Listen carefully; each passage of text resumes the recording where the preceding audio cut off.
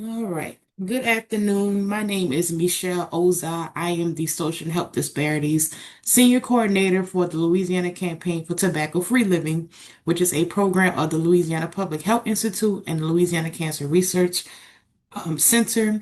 Welcome to today's webinar and happy Women's Health Month. I will also be serving as the technical assistance for our Empowering People community series entitled Navigating Women's Health Disparities, Tobacco, and Cancer Risks. A little bit about the Empowering People Community Series. The EPCS seeks to provide information and resources to address whole person's health with a focus on eliminating tobacco use and tobacco-related health disparities and non-health disparities.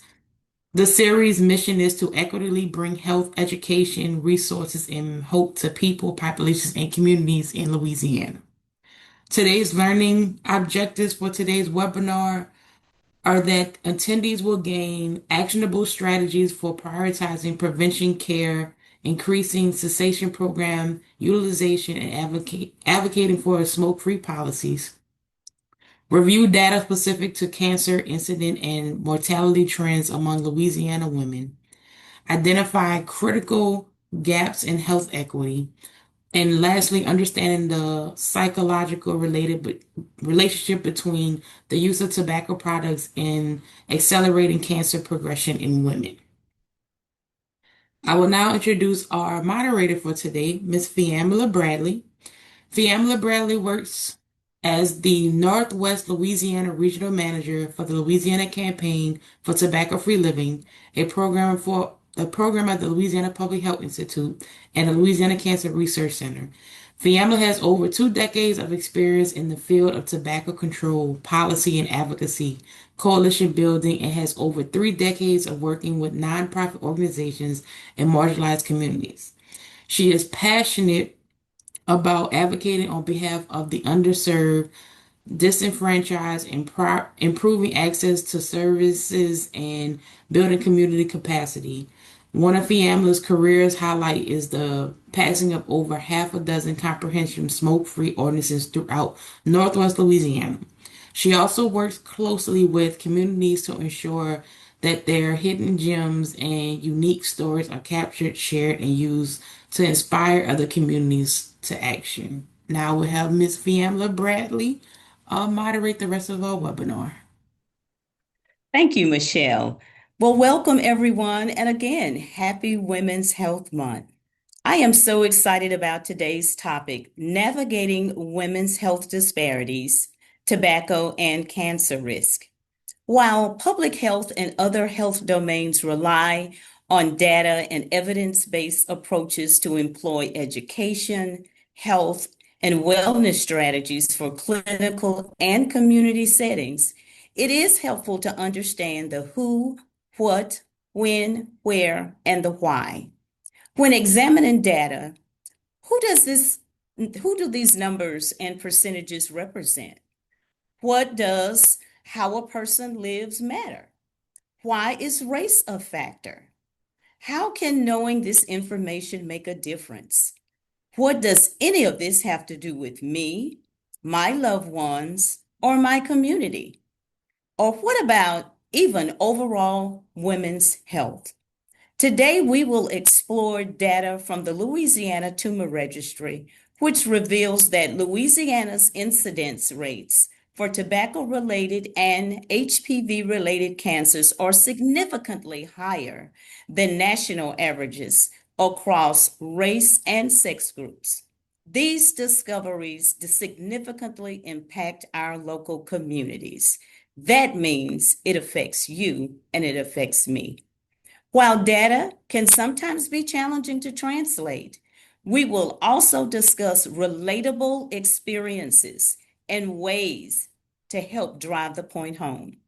We will dive into how data translates to daily health, hold women health, how tobacco industry targeting and marketing tactics create cessation challenges, and how advocating for policies can positively impact pregnancy and reproductive health outcomes, create opportunities for health healthier birth outcomes, and healthier babies. Even the reduction of secondhand smoke exposure can lower incidence of smoking-related illnesses, not to mention workplace protections. So, to help us achieve our goals today, we can rely on the expertise of our distinguished panelists. First, we will have Mr. Sean Verbatten. Mr. Verbatten is a policy coordinator for the Louisiana Cancer Prevention and Control Program, where he co-leads the Louisiana Colorectal Cancer Roundtable and the Louisiana Healthy Communities Coalition. In addition to his coalition leadership, Sean tracks, analyzes, and reports on state and federal policies related to cancer prevention and control. In addition, he is currently pursuing a PhD in Community Health Science and Policy at LSU's Health Sciences Center in New Orleans, Louisiana, where he specializes in cancer and policy-related research. He holds a Master's of Arts in Health Studies from the University of Alabama and a Bachelor's of Science in Community Health Education from the University of Wisconsin-La Crosse. Outside of work, he enjoys spending time with his two dogs, Nash and Gemma. He also enjoys cooking a variety of dishes and playing tennis. Our second panelist, Dr. Kimio Harris Williams, is nationally respected physician executive whose career integrates clinical excellence, academic leadership, health equity, and enterprise-level strategies to advance pediatric and adolescent health care. She is a board-certified pediatrician, a fellow of the American Academy of Pediatrics. She serves in multiple senior level capacities across clinical, academic, and community health systems, positioning herself at the intersection of patient care, institutional governance, and population health advancement. Dr. Williams is the first African American female to hold the role of Division Chief of Ambulatory Pediatrics and Adolescent Medicine at Manning Health Children's Health and LSU Health Sciences Center, where she also serves as the medical director at LSU Health Sciences Center's School-Based Health Center. She holds the distinguished Nick Gagliano's Endowed Professorship in Ambulatory Pediatrics and an Associate Professor of Clinical Pediatrics and Adolescent Health at LSU Medical Center in New Orleans. She was recognized among the best Louisiana doctors in 2024. And her work spans more than 28 years in private practice, academic medicine, research, entrepreneur healthcare. She is the co-owner and operator of Audubon Pediatrics LLC for over 15 years, and she proudly operates as president and CEO of K.H. Williams Enterprises, an executive health advisory and advocacy entity focused on physician consulting, health equity commissions, and cross-sector partnerships. In addition to her extensive background in children's health, Dr. Williams is also committed to improve health outcomes in women, particularly those from marginalized communities where too often their voices go unheard. And last but not least, our final panelist is the Honorable Mayor Pro Tem Betty Richardson. She is a lifelong resident in Haynesville, Louisiana. Currently, she is serving her third elected term in District 3 in Haynesville. This is her first term as Mayor Pro Tem. Mayor Pro Tem Richardson is a prominent civic leader, dedicated health equity advocate with a passion for community-driven wellness. In 2018, The then councilwoman championed the first comprehensive smoke-free ordinance in Northwest Louisiana, which became effective January 16, 2019, making Haynesville, Louisiana, a success story in the area of tobacco control. As a result of her unwavering commitment to community health and wellness, she continues to advocate for smoke-free ordinances and encourage communities throughout Northwest Louisiana, Region 7, and the state to join the ranks. She is an active member of the Northwest Louisiana Healthy Communities Coalition, where she serves as a bridge between municipal governance and community wellness, ensuring that local policy serves the health and safety of every resident. Her coalition work includes identifying and dismantling health disparities through the use of the collective impact framework and building capacity in rural communities. She is particularly focused on addressing the unique barriers faced by women in marginalized communities, increasing awareness of cancer risk, and the utilization of cessation services, not to mention improving access to health care. She is also immersed in her work in various faith-based initiatives and holds leadership in her jurisdiction. Panelists, once again, thank you for being here with us today. Now, let's begin today's conversation with Mr. Verbat. Can you hear me okay, everyone? All Yes. right. Thank you, Fiona. Thanks for having me today. Happy to be here. Like you said, my name is Sean Verbatim. I'm a policy coordinator, the Louisiana Cancer Prevention and Control Programs here at the LSU Health Science Center in New Orleans. I track local, state, and federal policies as well as support various coalitions. And today I'm going to be talking about the Louisiana Tumor Registry. So I found I've worked in many different roles in public health, both from a research practice side, and I've just always found that there's a constant need for reliable and accessible data. So today I'm just going to walk you through a excellent data tool that you can use for cancer data in Louisiana. It's called the Louisiana Tumor Cancer Registry. So just a quick thumbs up or heart in the chat. Has anyone heard of this resource before? It's also referred to as LTR. Okay, cool. Couple thumbs up. Oh, plenty of hearts. Great. Great. So this will just be a little bit of a just recap. I'm really just going to do a basic overview of how to access the site, why it's relevant, and just a couple of use cases for it. So, what is the Louisiana Tumor Registry? It's a statewide population-based registry. It combines information to guide policies and research in cancer prevention, early detection, diagnosis, treatment, prognosis, and survivorship. So it really spans so many different sectors of cancer and cancer prevention.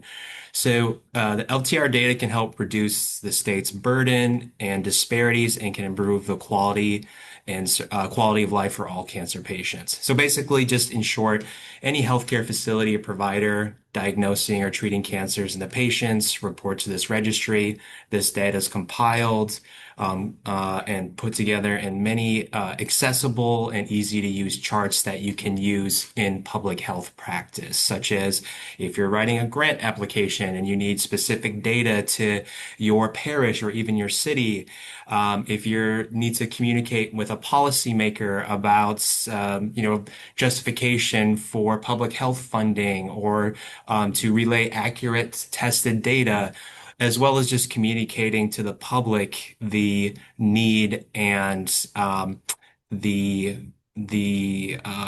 disparities that we're seeing throughout our states. So I'm going to stop talking and just walk you through the site.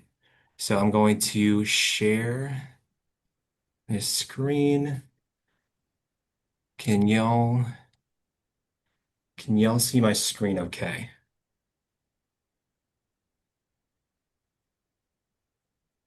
Y'all can see it? Perfect. All right, so we're just going to start from the top. Google bar here, Louisiana Tumor Registry. Knows I've searched it a few times. So as you can see, it's the link that you're going to see is from the LSU School of Public Health.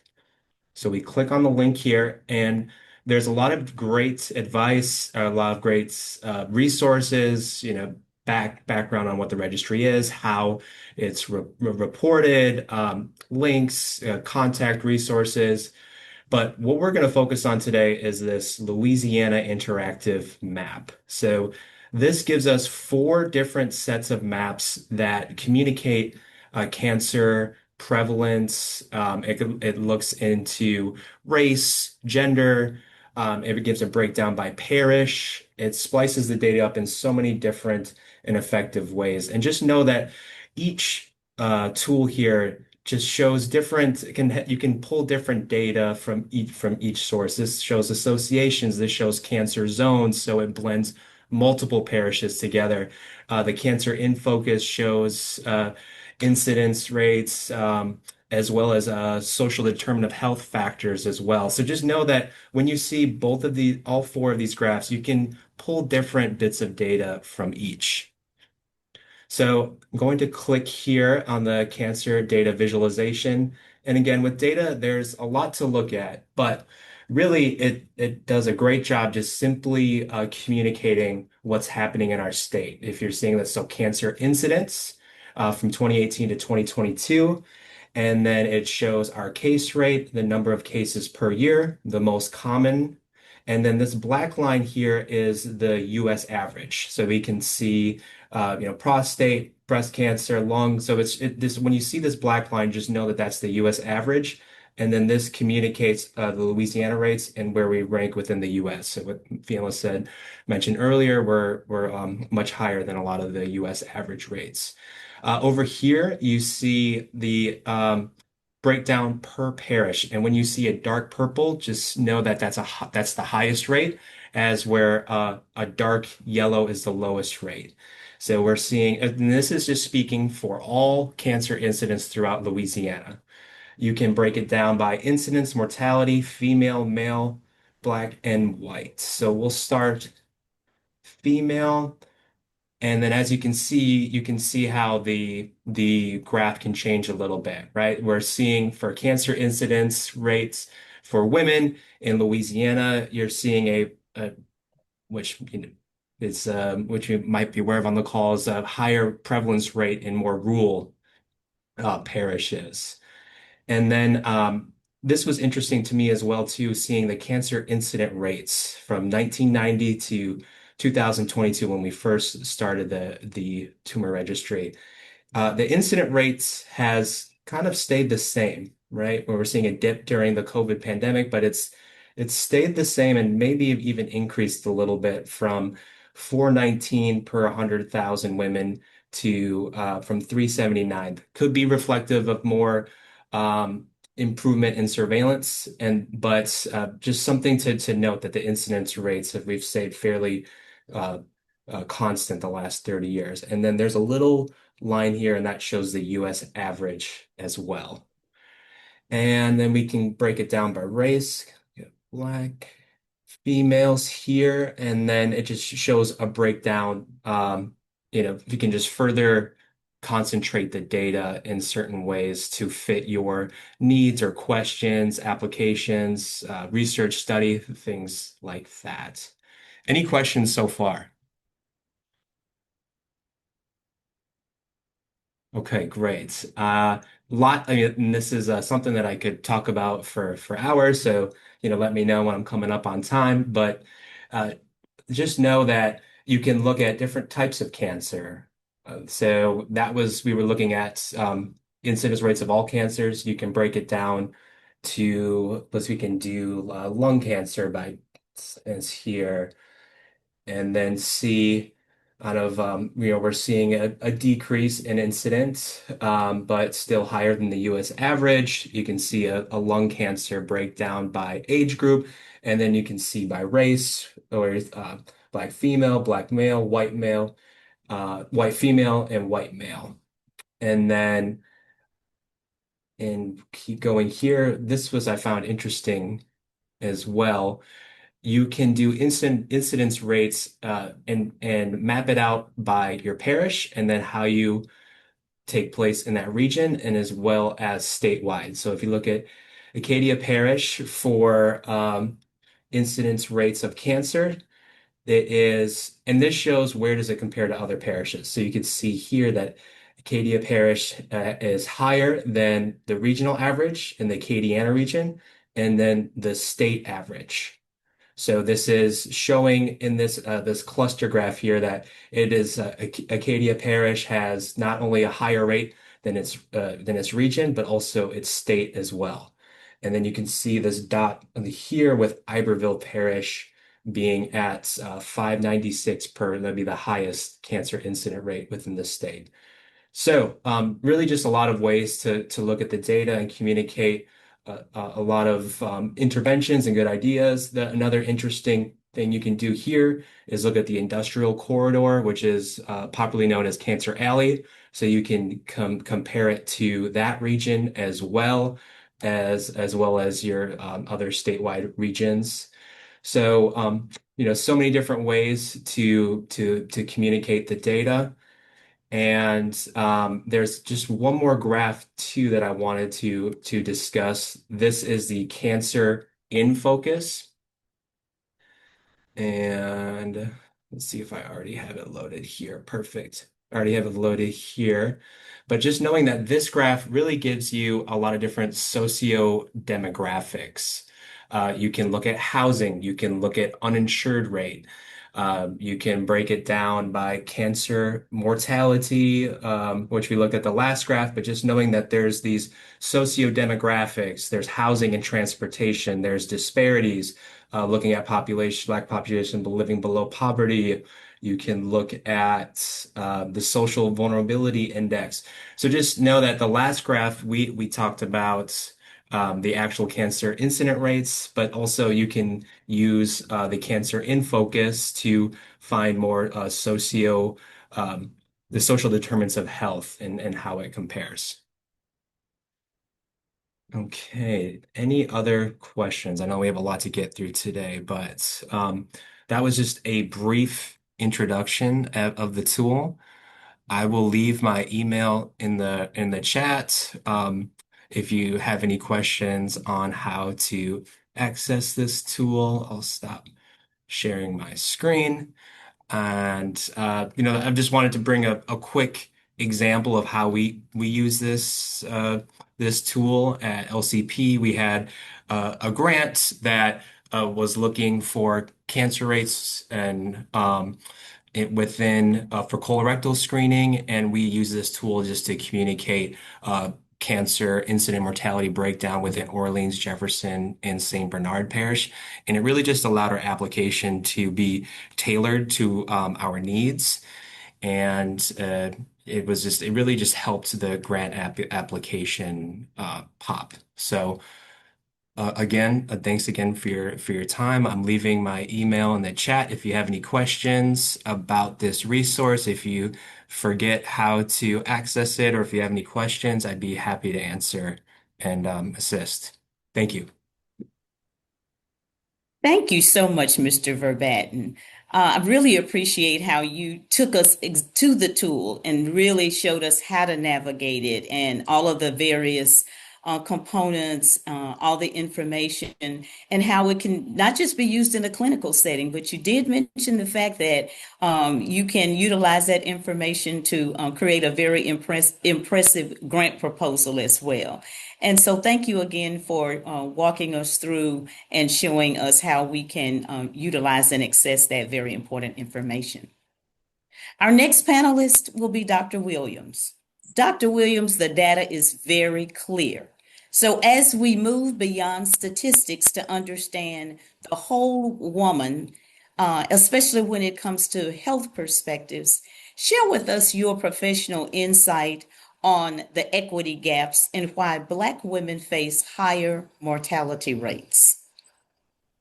Certainly, certainly. Thank you so much for having me today.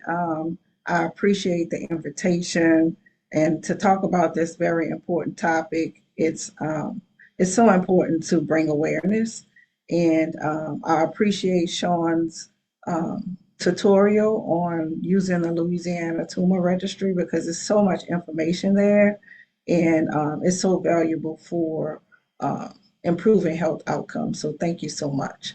So I'll get right into the presentation. Next slide, please. I'll be talking about the health impact of tobacco use. So, tobacco use is the most important preventable cause of cancer and accounts for 21% of total cancer deaths worldwide and 30% of all cancer related deaths in the United States. Approximately one half of all smokers die of a tobacco related disease, and adult smokers lose on average of 13 years of life due to tobacco use. Cigarette smoking is an important and reversible risk factor for coronary artery disease and is associated with the increased risk of MI, which is a heart attack, heart failure, peripheral artery disease, and other ischemic strokes and subarachnoid hemorrhages.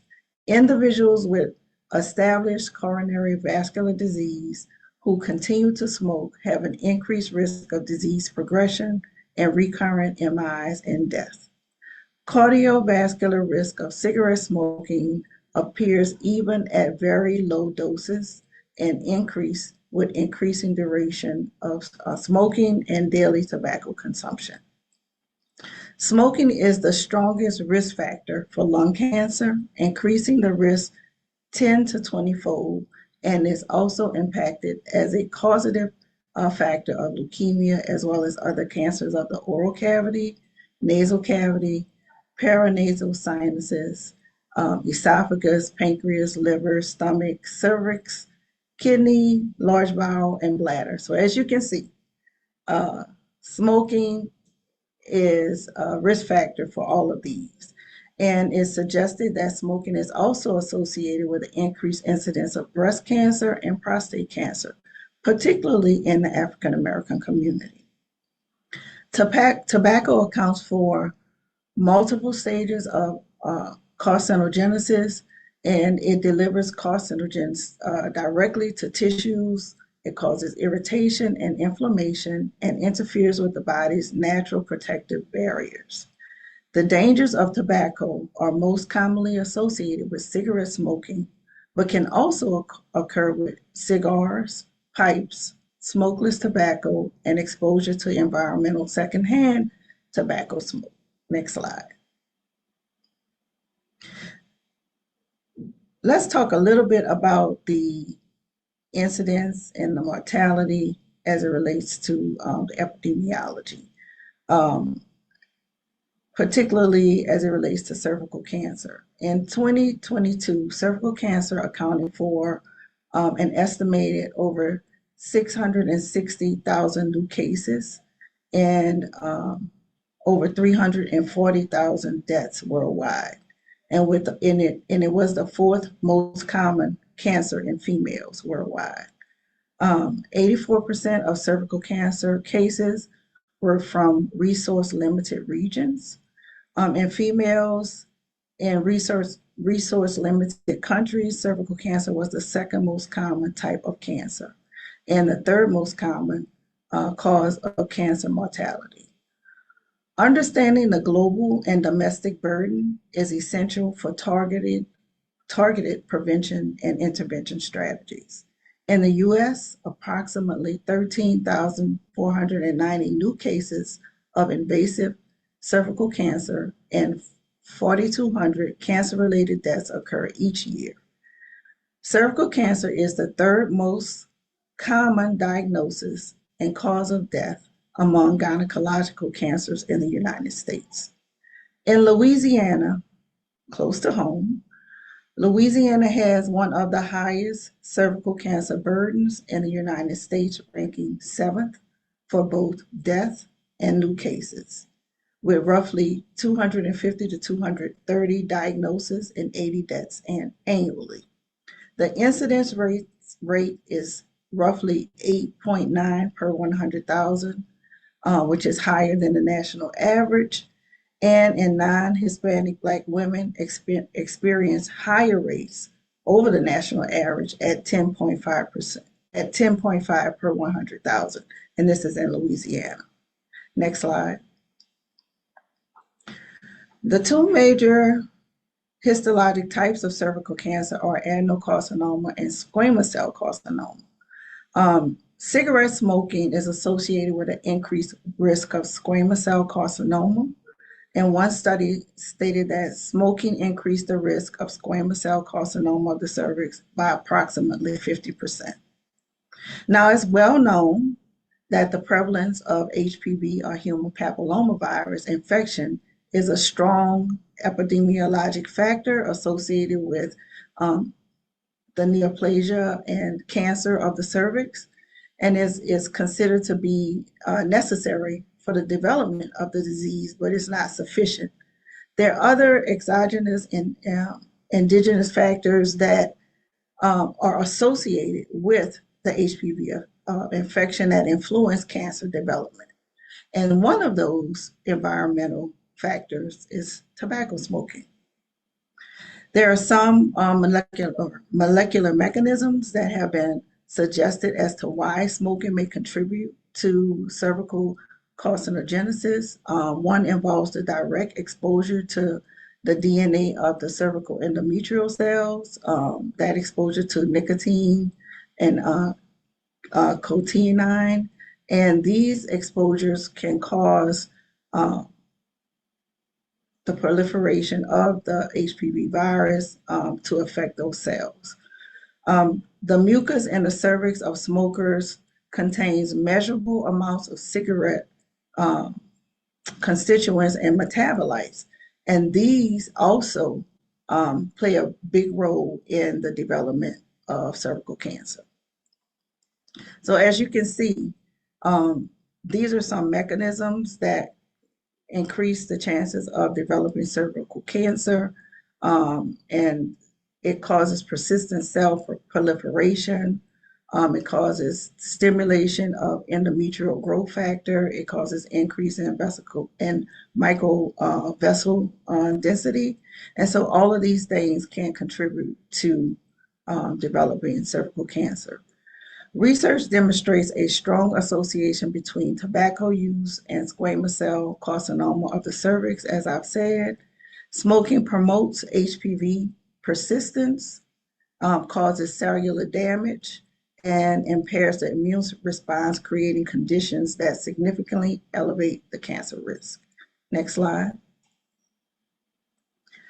Smoking also affects It can also affect the survival of women diagnosed with cervical cancer. You can go on to the next slide.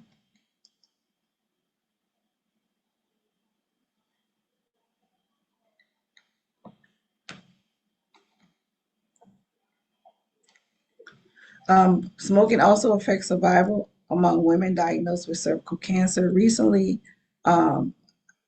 it was 261 women diagnosed with invasive cervical cancer from 1995 to 2005 found that after adjustment for age and stage of the disease, cell count in rural residents, that 35% more were 35% more likely to die if they were current smokers, and 21% were more likely to die from cervical cancer as compared to those who were non-smokers. So as you can see, if you are a smoker, you have more of a risk of death as a result of your cancer.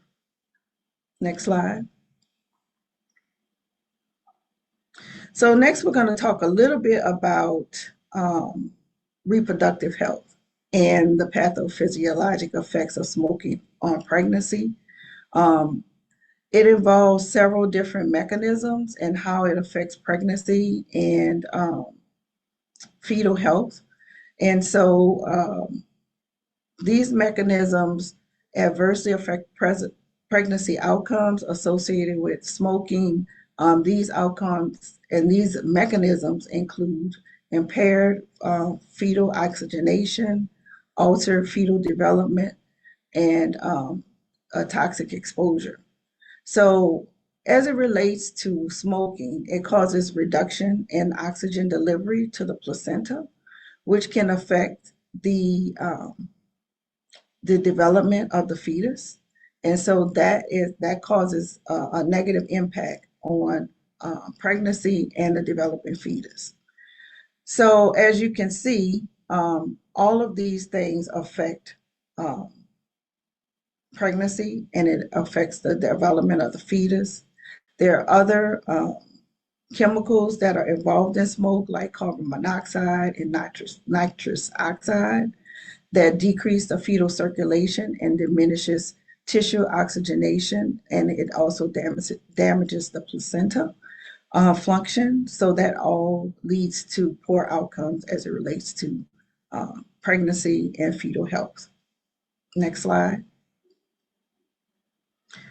So in summary, cigarette smoking has been associated with numerous adverse pregnancy outcomes, including placental abruptions, preterm premature rupture of membranes, placental previa, preterm labor and delivery, low birth weights, and ectopic pregnancies.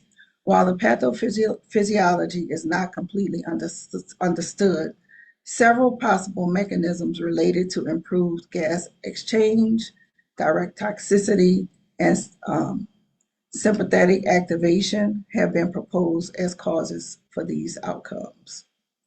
Passive cigarette exposure through partner smoking has also been associated with increased risk of miscarriage.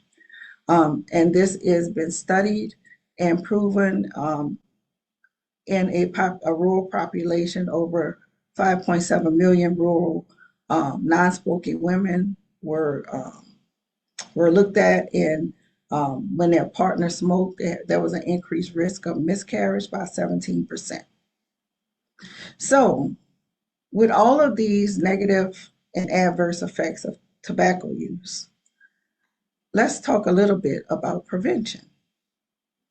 So, it is very important to discuss prevention and cessation of tobacco use. Identifying maternal tobacco product use allows for targeted interventions to prevent adverse pregnancy outcomes. All pregnant persons should be asked regularly about tobacco use. The strong social norms discouraging smoking while pregnant lead some individuals to fail to disclose the true smoking status, their true smoking status.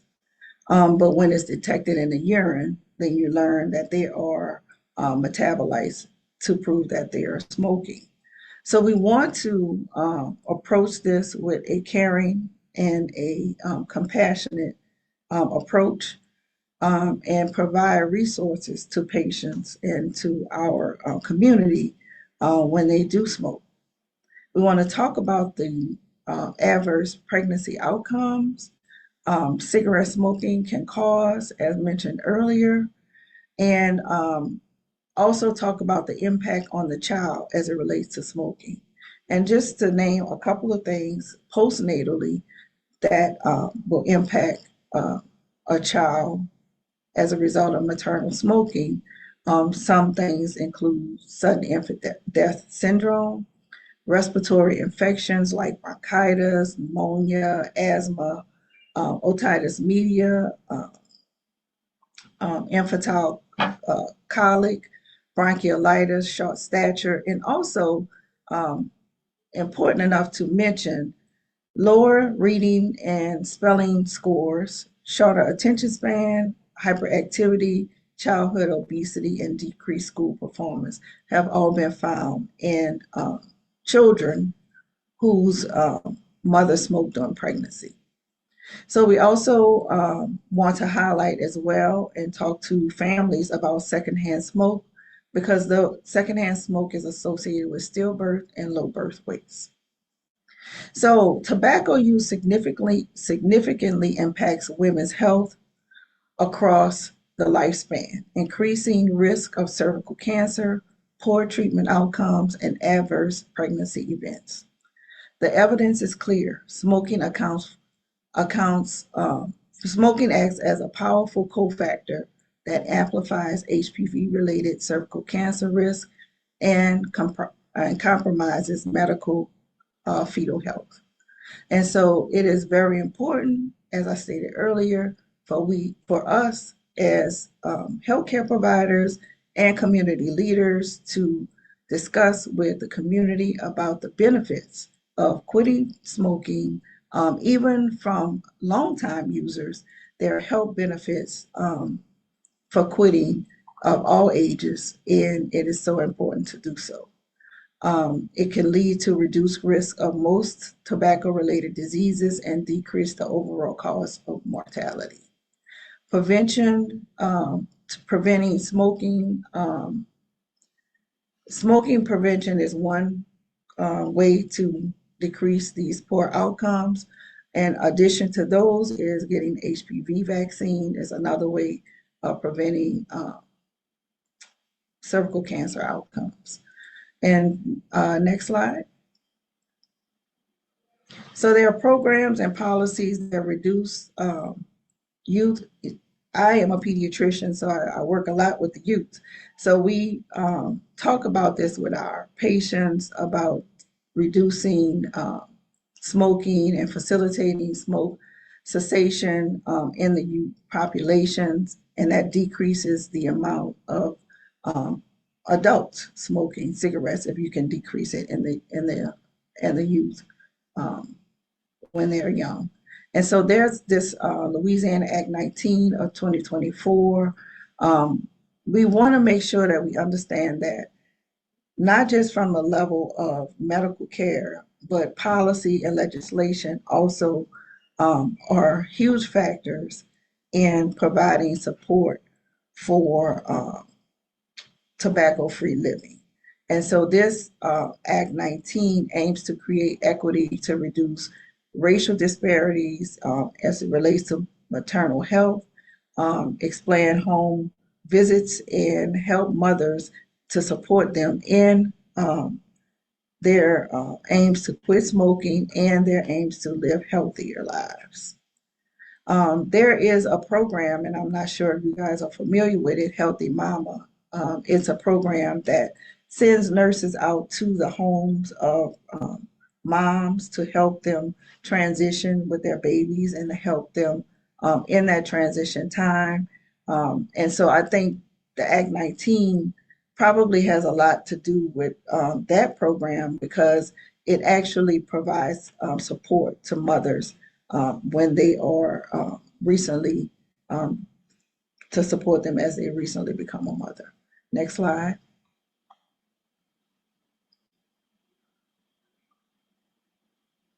And as I close, I want to highlight this resource um, as it relates to cessation, the Quit With Us LA. This is a program to share with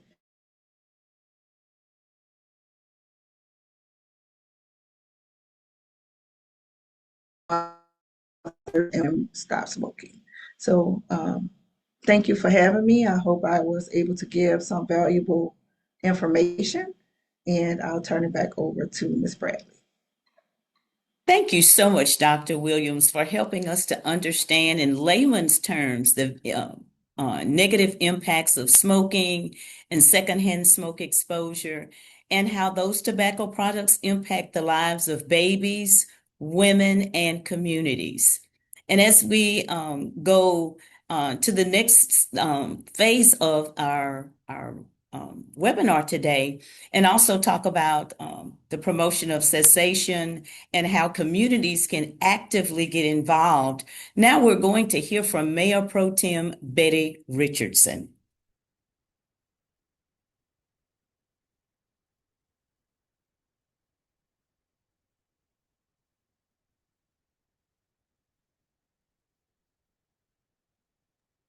Oh, Betty, you're on mute. I'm sorry. Good afternoon, everyone. I'm from a very small town. Our population is like 2,000, around between 2,039 to 2,500 more or less. And our poverty rate is like over 50% for our community. And as far as race, our race stats are, I think, 75% black and 25% white, 1% other, according to Data USA. And even though we are the majority in our community, but in health disparities, we are the minority. And so I seen it when I met Miss Fiamula Bradley, a longtime friend, back in 2016, 17, something like that, at one of the conferences. And I invited her to Haynesville, and she explained the tobacco free living campaign that she was participating with. And it was important for us to invest the amount of time needed to educate our community and obtain buy-in, because usually with smaller towns, everybody's kind of standoffish when something new comes to town. There were a significant number of smokers, including women, especially Black women of childbearing age, and as well as elders who use tobacco products. Community organizers saw the value in incorporating healthier air for all for the initiative in our community events. So typically, we have at least two events that is held um, annually that draws large crowds. Attendees consist of community members in other neighboring communities. In addition to the annual festivals and other community activities, the community engagement also included collaborations with our local library, and presentations at our area churches, our local housing authorities, apartment complexes, and nearby clinics and hospitals, wherever we could be invited in to have the conversation about tobacco free living. Organizers did not wait for the community to come to the events. Tobacco Free Living regional manager, she created the educational opportunities in the spaces where people were known together. After a little over 2 years, the community was ready. We were ready for a comprehensive smoke-free ordinance, and we passed it unanimously, and we implemented it in January of 2019, January the 16th, 2019. Um, our council chamber was filled with supporters, many of them wearing the t-shirts for healthier air for all. Even one of our council members, who was a long time smoker, voted in support of the ordinance. He was grumbling about it at first, but he finally jumped on the bandwagon to be smoke free, as he understood finally the need to protect others from the effects of smoking and secondhand smoke exposure. And since the passing of the ordinance, cessation resources and support have continued to be made available. In 2024, Haynesville once again was a huge success story and was recognized with a plaque, receiving recognition for achieving the 5 year anniversary milestone. The community um, and our council continue to sustain the Healthier Air for All initiative. Efforts are also underway to partner with area schools and to educate students on the dangers of vaping. And not only did our becoming smoke-free, a smoke-free town provided immediate health benefits, but it also built our community capacity as a town. We became members of the Region 7 Healthy Communities Coalition and was able to obtain grant funding from the statewide Healthy Community Coalition and make significant upgrades to green spaces and our area parks. And after receiving the grant, our town was able to receive additional grants from other well-known organizations. And our mayor at the time, Mayor Beverly Kilgore, was so excited about Haynesville smoke-free status and all other improvements that supported overall health and wellness for all our citizens. She also began advocating and sharing our success story with other area mayors. The village of Athens unanimously, it's a hard word for me, passed and implemented their comprehensive smoke-free ordinance on November 12th, 2019, 9 months after the passing of the town of Haynesville. They became the third community in Northwest Louisiana to go smoke-free. And Mayor Kilgore introduced Miss Ann Brown in the village of Athens to Miss Fiamula Bradley, our TFL regional manager at the Louisiana Municipal Conference. And that was held in Monroe at the time. And then the rest is history. And here we are today, still advocating for healthier air for all.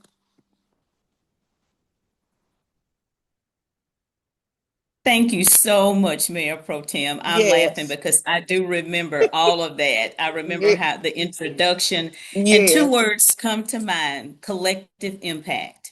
We've been yes, able to see how the data plays a very important role in this great work.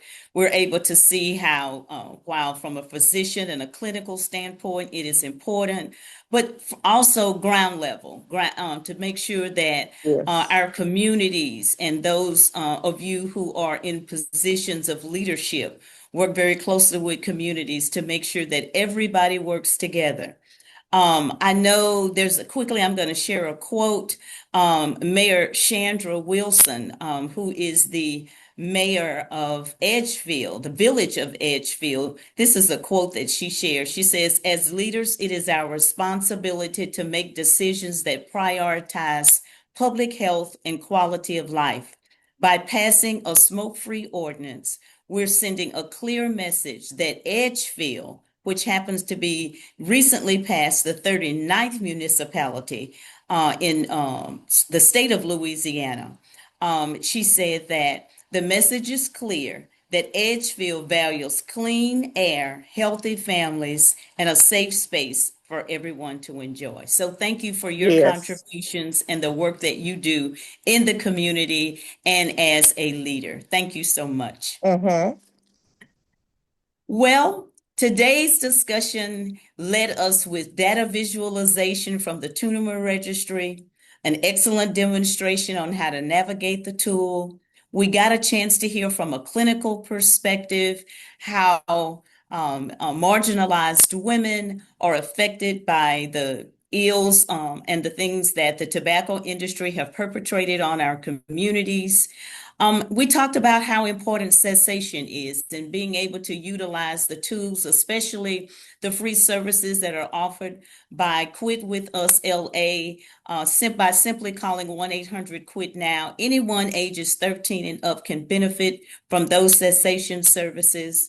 And certainly we got a chance to see how policy does positively impact the health outcomes and change the trajectory of communities.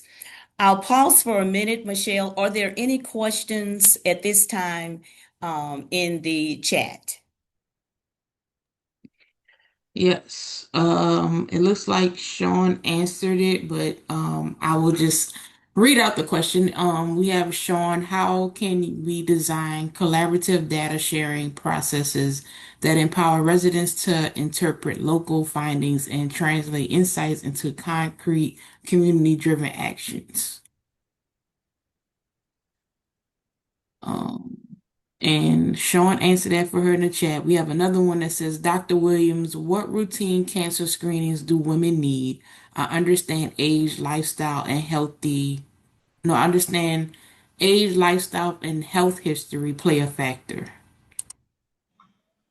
So it depends on the type of cancer. There are different guidelines for different types of cancer based on your um, risk as well. So breast cancer guidelines are different from cervical cancer guidelines, and it is also based on your age and your individual risk factors. So I would recommend that you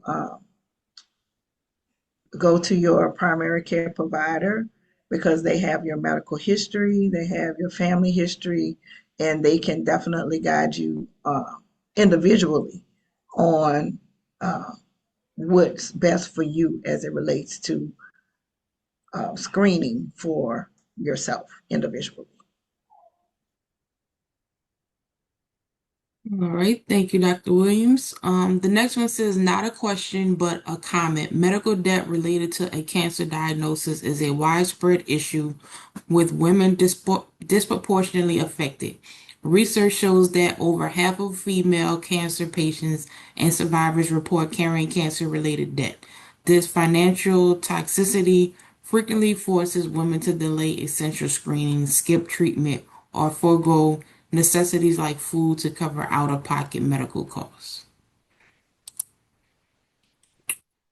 All right, that was the only questions in the chat. I appreciate the comment about financial toxicity. And yeah, certainly a very major issue. The Louisiana Cancer Prevention Programs does provide free screenings for individuals that do qualify. So if it doesn't capture everyone that's affected by that, but um, you can email me as well, and we can see if that is a fit. So just yeah, but yeah, certainly a major issue. Something that we try to address, but obviously still people fall through the cracks, most definitely.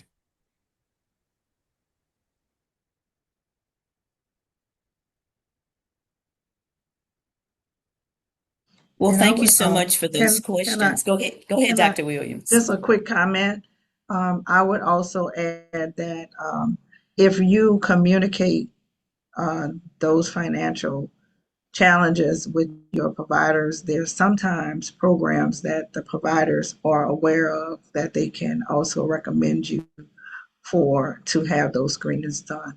So please advocate for yourselves when you are in to see your primary care provider because you have to, and if you are not comfortable, bring someone with you who can advocate on your behalf. Um, a nurse, a family friend who's a nurse, or someone who can advocate because you don't know what's out there, you don't know what resources are available, and until you ask.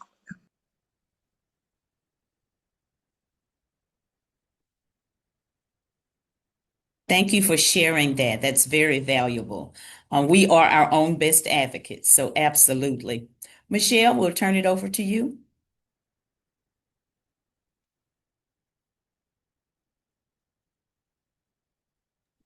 All right.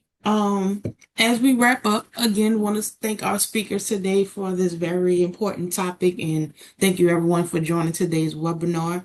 A few things. After this webinar, we will have another webinar on June 9th, June 11th, sorry, June 11th, 2026. That one is going to be about men's health, which is also Men's Health Month is June. Also, at the end of this webinar, we'll have a survey. Please fill out the survey. The recording will be available within the next few days. We hope that you enjoyed today's webinar, and we thank y'all for joining us today, and y'all have a good Thursday.